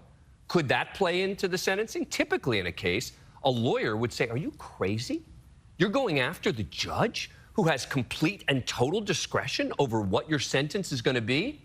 I think this case is a little different. I think there's more of an expectation of the politics meets law aspect of attacking the judge. Question is, how will the judge react to that? Because he does have the discretion. We're talking about what would usually happen in a case like this. The judge could still decide that he wants prison time, but I think in the end that remains unlikely, even despite the very significant and personal attacks on this judge. What do you think he does, the judge? I think he's going to give him some sort of probation, maybe some sort of community service. There's a possibility of home confinement, which would be sort of a balance between the two. We're watching the Secret Service here. They have arrived at Trump Tower, just south of Central Park, for those of you who know Manhattan. The former president returning to his home at Trump Tower. You can see the NYPD there telling people to continue on their way. Difficult thing, though, to get through to New Yorkers who know very well, obviously, as does the country, that this is something that certainly will divide many Americans, but it will be a day and a piece of history that we will not forget in a long line of sort of markers in this political climate of these last several years in our country. Former President Trump, you see here, arriving back at Trump Tower just a couple of hours after thinking that the jury would be going home for another night, that deliberations would go into a third day, and then the sudden turn in that courtroom when Judge Juan Merchan informed the former president, where you saw him there just moments ago on the sidewalk. Unclear whether or not he will address any reporters or those who are gathered there. Let's just listen to those who are gathered there on Fifth Avenue.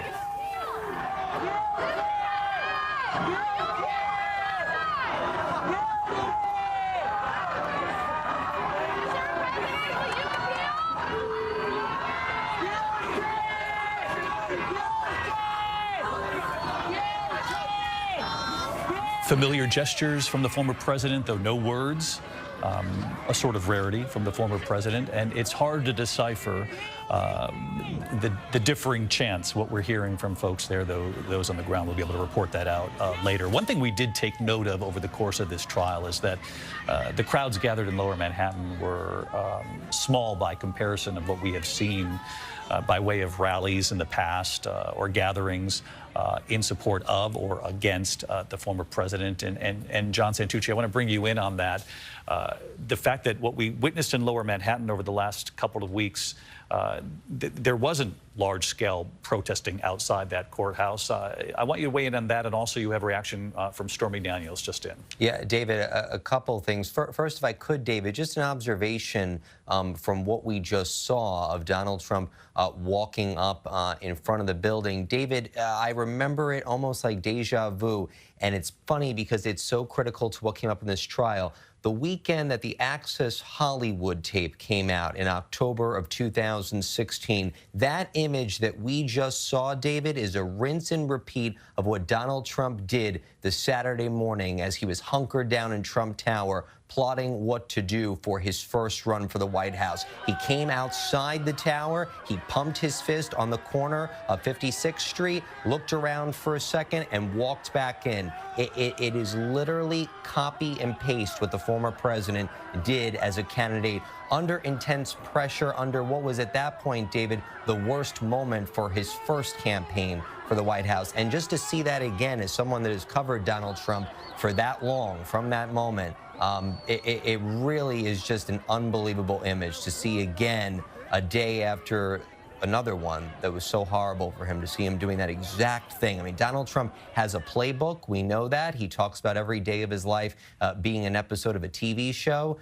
It clearly seems like that one was a bit of a rerun, if you will. But just to go back to your other question, David, about reaction from many people around the former president, I've gotten a lot of texts in the last couple of moments here. Not surprised, angry, trying to find a way to pivot towards a way to get this campaign back on track and really move away from this courthouse. Donald Trump is probably tonight going to spend one of his last nights in Manhattan, and then it's back to Florida, where he is a resident now, and then quickly back on the campaign trail. David, just to your other question about Stormy Daniels, our colleague Olivia Rubin, who ran out of that courtroom and spoke to us, and then quickly got reaction from Stormy Daniels' attorney. Her attorney telling Olivia in a statement, quote, "Stormy is relieved that this case is now over. She always had great faith in our justice system and the solemn oath jurors take in undertaking their service. No man is above the law, and the selfless, hardworking service of each of these jurors should be respected and appreciated." David, that is an attorney for Stormy Daniels to our colleague Olivia Rubin here at ABC News. And you got to imagine, David, for tonight, going back to Donald Trump, if I can for a second, now that he is going back into that tower, back into that residence, he's going to be doing, David, what he did for so often when he would come home from the campaign trail. He's going to have cable TV on all night. He's going to be watching all of the coverage. He'll probably be watching us very shortly. We know that he still watches all of the evening newscasts on TiVo. Says it was one of the greatest inventions ever.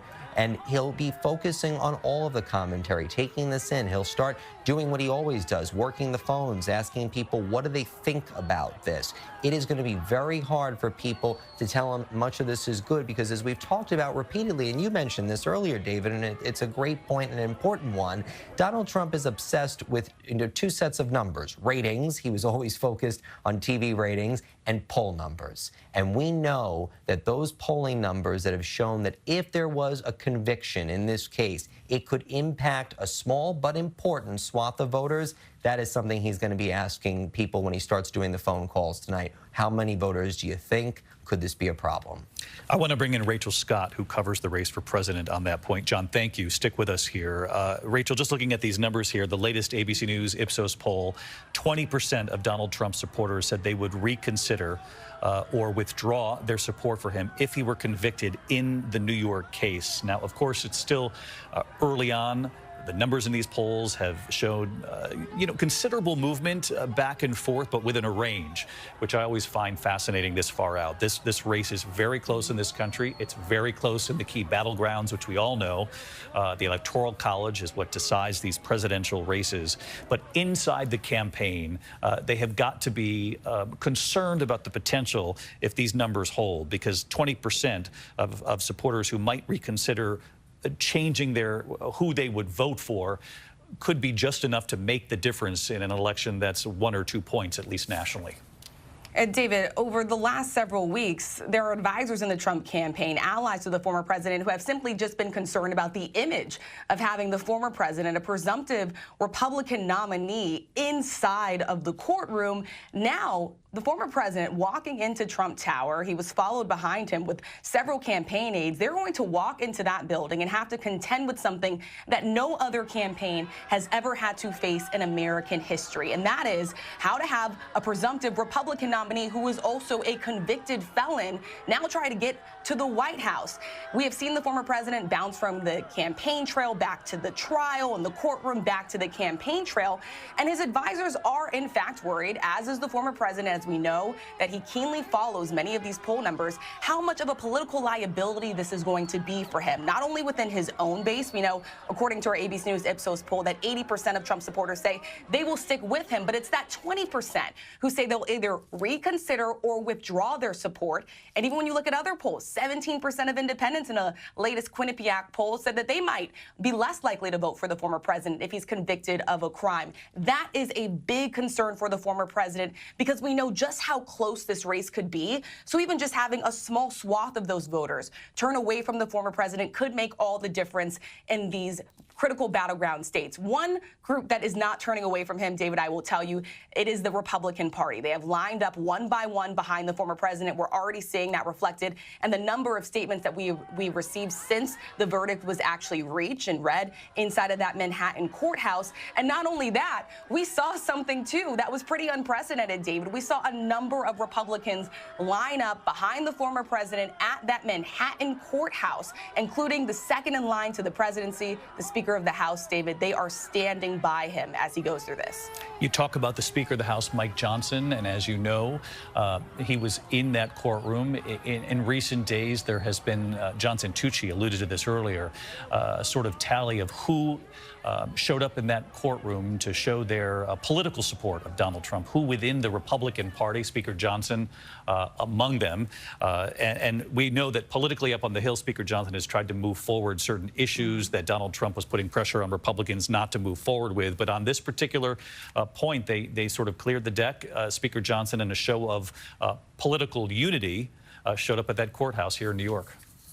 Yeah, and David, how rare is it to see the second in line to the presidency show up outside of a courthouse to defend a former president who was standing trial, who has just been convicted on felony counts? It was an extraordinary part that we have never seen before in American history. We've heard from the Speaker of the House today. He calls this a shameful day in American history. And of course, it wasn't just the Speaker of the House. There were 37 Republican officials that visited that Manhattan courthouse. We were talking about 2 Republican governors, 7 current or former attorney generals, 28 Republican lawmakers, and a lot of them were saying what the former president could not. We know that Donald Trump was under that very strict gag order, so a lot of those Republicans were coming out in a show of loyalty for the former president to rail against Michael Cohen, to rail against the witnesses, to blast this whole process, something that the former president was barred from doing under that gag order. It was a sign of loyalty to the former president. But David, this is a party that has only grown more closer to Donald Trump as he has been indicted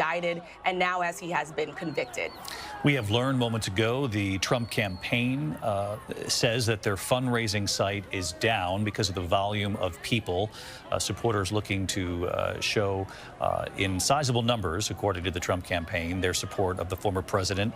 And the former president posting himself, Rachel, on Truth Social. Yeah, just moments ago, as the former president was making his way there to Trump Tower, he did post on Truth Social. He called this a disgrace. He claims that he is innocent. He says, "We'll keep fighting. We'll fight to the end," ending that statement by saying the real verdict is going to be November 5th.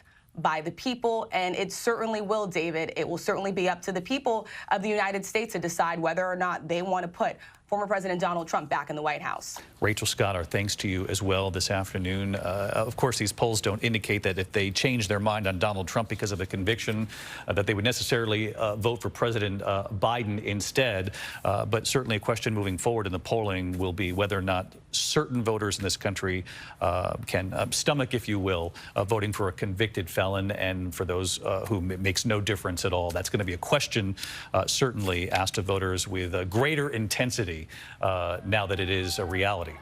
34 felony counts late this afternoon here in New York. The former president found guilty on all counts in the hush money case involving the payment to Stormy Daniels, that payment made by Michael Cohen, Donald Trump's, handpicked for many years, fixer and lawyer. Cohen testifying that he took out a home equity loan to pay Stormy Daniels, and prosecution made the case that it was not just Michael Cohen here, that this was a concerted effort along with David Pecker, former publisher at the National Enquirer, to try to catch and kill, if you will, certain stories that might be damaging to then President Trump's, as a candidate, campaign leading up to the 2016 election. Again, as we know from jury instructions from Judge Juan Merchan here in New York, he told them repeatedly that they could not convict based solely on the testimony of Michael Cohen, that they must look at the totality of the evidence here. 6:27 here in the East. World News Tonight coming up in just moments. Our entire team standing by. These are images just moments ago, Fifth Avenue. The former president making familiar gestures that we have seen politically for many years now to the crowd gathered. The chants from the crowd, people chanting, most likely, if it's New York City, and we know New York well, with both viewpoints.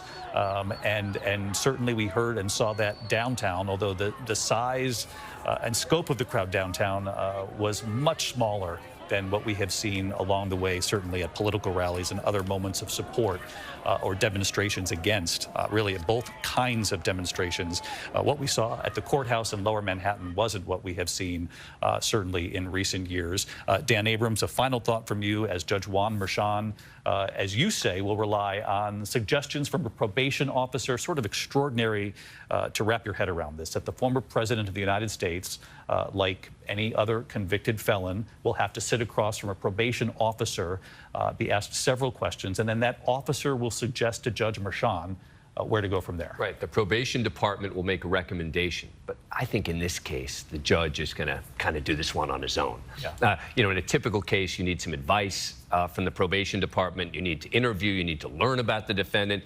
They provide a whole list of information, et cetera, about the person. That's supposed to help inform the judge's sentence.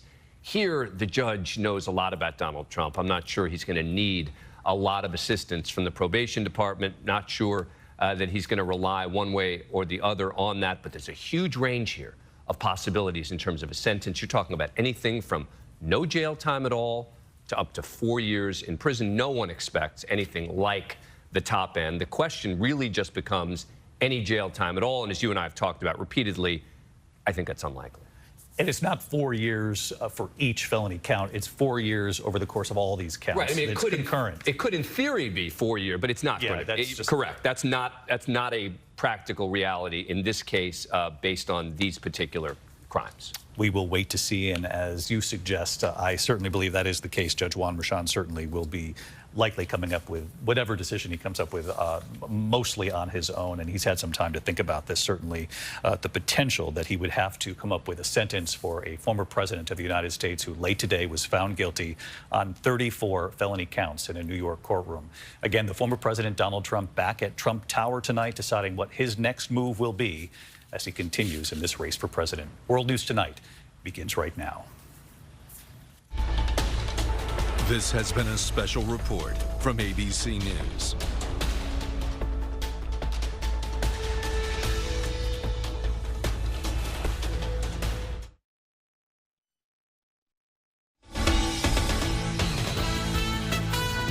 From ABC News World Headquarters in New York, this is World News Tonight with David Muir. Good evening again, everyone. For those of you who have been joining us for our ABC News Live coverage, we now join the entire nation with World News Tonight on this Thursday night, a special edition here as we begin with the breaking news. A stunning moment in American history. Donald Trump, the former president of the United States, found guilty on 34 felony counts. The first former president of the United States convicted on criminal charges.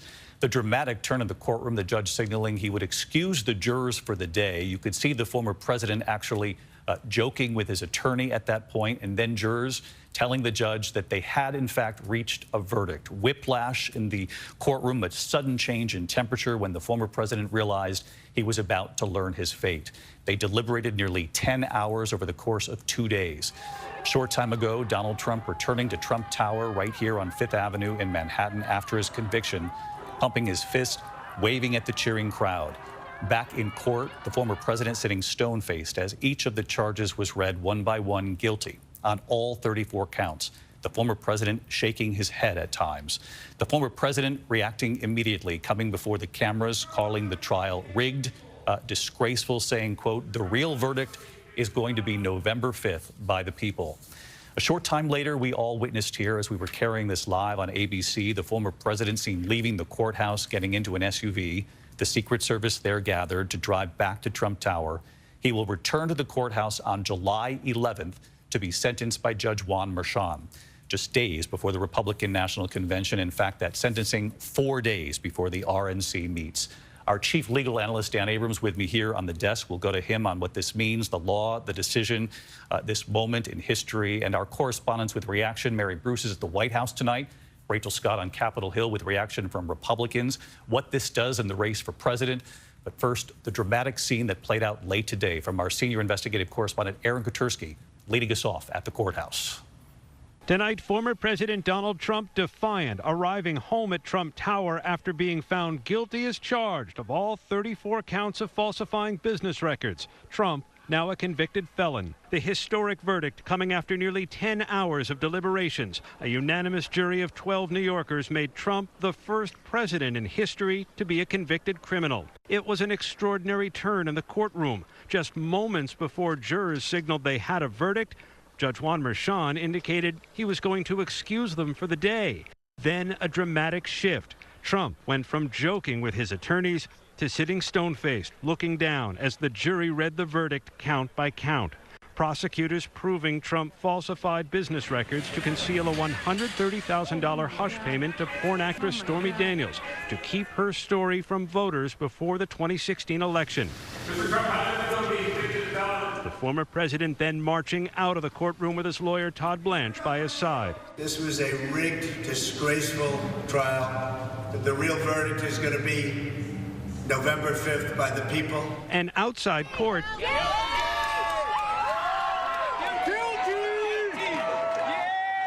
cheers could be heard in the crowd as news of Trump's conviction spread. Guilty! Yeah, man! The trial lasting 7 weeks, 22 witnesses taking the stand, including Trump's former fixer and lawyer Michael Cohen, who Trump's defense team called the greatest liar of all time. Cohen late today releasing a statement saying today is an important day for accountability and the rule of law. While it has been a difficult journey for me and my family, the truth always matters. And Stormy Daniels in a statement tonight saying no man is above the law. Trump seen leaving the courtroom late today, getting into his SUV, surrounded by security. Judge Juan Merchan thanked the jury for their handling of a very stressful and difficult task, saying you are excused with the gratitude of the court. Court dismissed. The sentencing date for Donald Trump, July 11th, just 4 days before the Republican National Convention.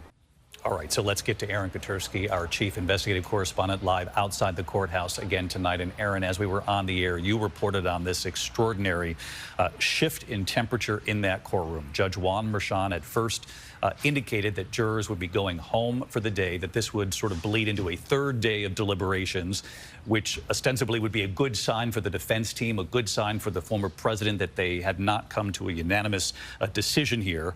Suddenly, the judge then getting a note from the jury that they had reached their verdict. Can you describe the shift in tone, the sort of whiplash in that courtroom, and certainly what that must have been like for the defense table? It was really incredible to watch former President Trump joking with his defense attorney, Todd Blanche. At one point, the defense attorney keeled over and laughing, nearly hitting his head on the defense table. He was laughing so hard. Prosecutors, too, sharing pleasantries, laughing with one another. And when the judge returned to the bench saying we're not going home because the jury has reached a verdict, the mood in the room instantly shifted. Everything became much more rigid. Court officers flowed into the room. There was not a sound from the crowd until the jury walked in and rendered its historic verdict, David. Aaron Katersky leading us off here tonight. Aaron, our thanks to you as always. I want to bring in our chief legal analyst, Dan Abrams. And Dan, you and I were talking 2 days of deliberations. We know the judge instructed this jury to make sure you cannot come up with a verdict here, guilty or not guilty, based solely on the testimony of Michael Cohen. You must look at the totality of the evidence. There must be corroborating evidence. They asked about David Pecker's testimony from the National Enquirer to be reread to them, along with other things. And then they came up with their decision, their unanimous verdict, guilty on all 34 counts at the end of day 2. What did that signal to you? That they clearly believed the corroborating evidence, right? It can't just be about Michael Cohen. So it means that when they were asking to have that testimony reread of David Pecker, they wanted to be reminded, what exactly did he say? In particular, about how this scheme started. According to the prosecutors, this starts in 2015. Not in 2016. That's when the effort begins in a meeting with David Pecker, Michael Cohen, and Donald Trump, discussing how to find potentially negative stories about Donald Trump and make sure that they don't see the light of day. Prosecutors made it clear in their closing arguments that that was the beginning of this. When they asked to have that read back, that meant at the least they were following the prosecutor's roadmap. A couple of quick follow-up questions for you. From a legal perspective, being a convicted felon means nothing in the race for president. He moves forward. Correct. He can run for president, no question, and he can even vote based on the fact that he's a Florida resident, the conviction's in New York, Florida law says they defer back to the state where it happened. That would mean New York, and in New York, the only way you can't vote is if you're actually serving time as a felon. Last question, and I think about the viewers at home on this one. We know Judge Juan Merchan is planning a sentencing at this point for July 11th, I believe, which is 4 days before the Republican National Convention. I know legal observers, including you, do not believe any time behind bars is likely here. But what is Judge Merchan, do you think? What's the scope of what we could see here? It could be anything from no time to up to 4 years. And even if it's no time, the question becomes, are there nuances, right? Could it be home confinement? Could there be probation? Could there be community service? So the judge has enormous discretion here, but most people believe because it's a low-level felony, it will be on the very low end of that. So we will witness as a country here a convicted felon who is sentenced by a judge to, you know, as you say, potentially home confinement or community service or whatever the judge decides. And that person's still running for president. Right, and remember, that doesn't mean he's actually serving the sentence immediately after the sentencing. They could actually delay that as they appeal it and potentially not have to serve the sentence until after the election. Okay, Dan Abrams, who's been with us all afternoon. Dan, thank you as always. I want to get right to our investigative reporter, Olivia Rubin, who has been in that courtroom and also in the overflow room. As we know here in New York, no cameras in court, so we have relied on Olivia and our team inside the courthouse every single day, able to watch themselves as this plays out. And Olivia, you were on the air with me earlier. I thought the dynamic that you described of jurors walking into that room was extraordinary. We'll have to find out in the days and weeks to come if this was something they talked about, whether the foreperson or perhaps the two attorneys who were members of that jury said this is the way we're going to present ourselves. But you described them walking in almost single file, bringing no drama, no emotion, their heads down, very little interaction or even looking at the former president. Exactly, and Donald Trump, David, as well, stone-faced and motionless, as we have seen for so much of this trial. Hardly any reaction from him, almost detached from the proceedings with the occasional head nod. And of course, after this was all over, what we saw every single day, the jury getting up and filing out of the courtroom in that single file line, just inches away from the former president after they had just delivered his fate in their hands, and many of them looking down, Donald Trump watching, many of them looking at the floor. And Olivia, our team reporting here that as the counts were read, you know, count 1 guilty, count 2 guilty, and down the list, that Donald Trump's reaction at one point, he began to shake his head, but then simply stopped as the number of guilty verdicts rendered on multiple counts here continued to grow. It appeared at count 4 is when he shook his head. It is the reaction we have seen from Donald Trump so many times. Then, of course, before he left the courtroom, David, Donald Trump standing and adjusting his jacket, looking nervously around the room and making his way out for the last time, David. Olivia Rubin tonight. Olivia, thank you. Let's get right to our chief Washington correspondent, Jonathan Karl, tonight.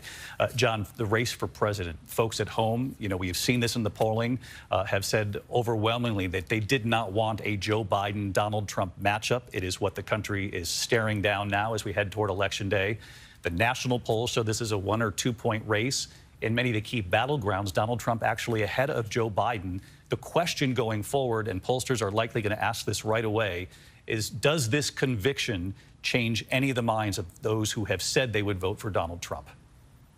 And David, pollsters have been asking this question hypothetically, saying if Donald Trump were to be convicted of a crime, if he were to be convicted of a felony, would that change your support for him? The overwhelming majority of Trump supporters have said no. But there have been, on average, in polls, including an ABC News poll just a month ago, 20% of voters who say they would support Donald Trump, who would say that they would at least reconsider their support for Donald Trump if he were to be convicted for a felony. If that holds, that could be devastating to his presidential campaign, again, given how close this is. But will it hold?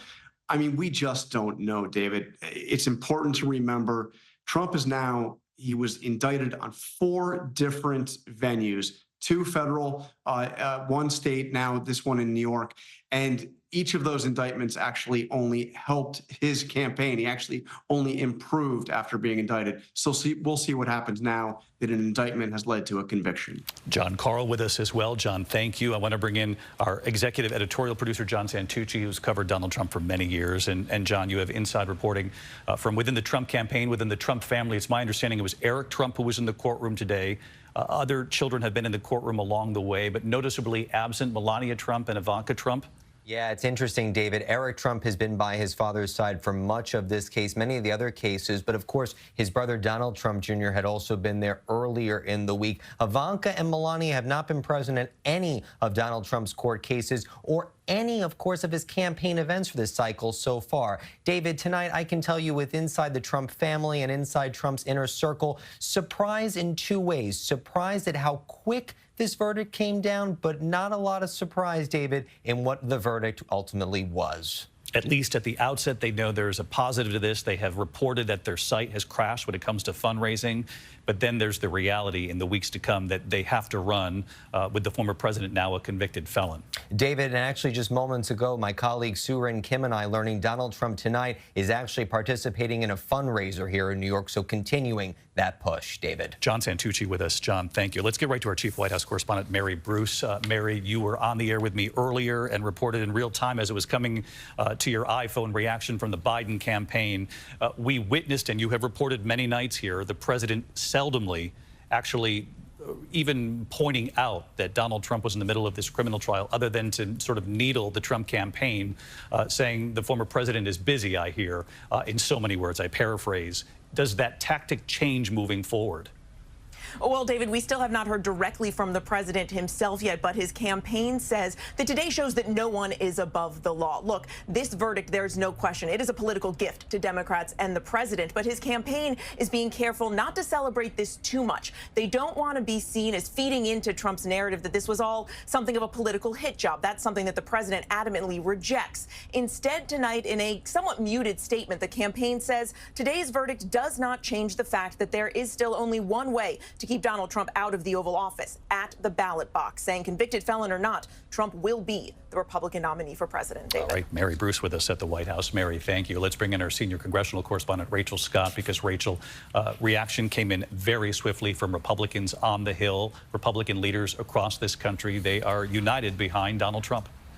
United behind the former president, David, after this verdict today. The Speaker of the House, Mike Johnson, calling today a shameful day, calling this a political exercise, not a legal one. Johnson, of course, one of 37 Republican officials that visited that Manhattan courthouse to show their support for the former president. Even Trump's former rivals, including Florida Governor Ron DeSantis, who once said that Trump's indictment sucked the oxygen out of the Republican primary, tonight blasting this verdict. The bottom line, David, this is a Republican Party that has only grown more closer to Donald Trump, even after today's guilty verdict, David. Rachel Scott in Washington. Rachel, thank you. And of course, we have just learned that the New York City District Attorney Alvin Bragg is going to address the cameras just moments from now.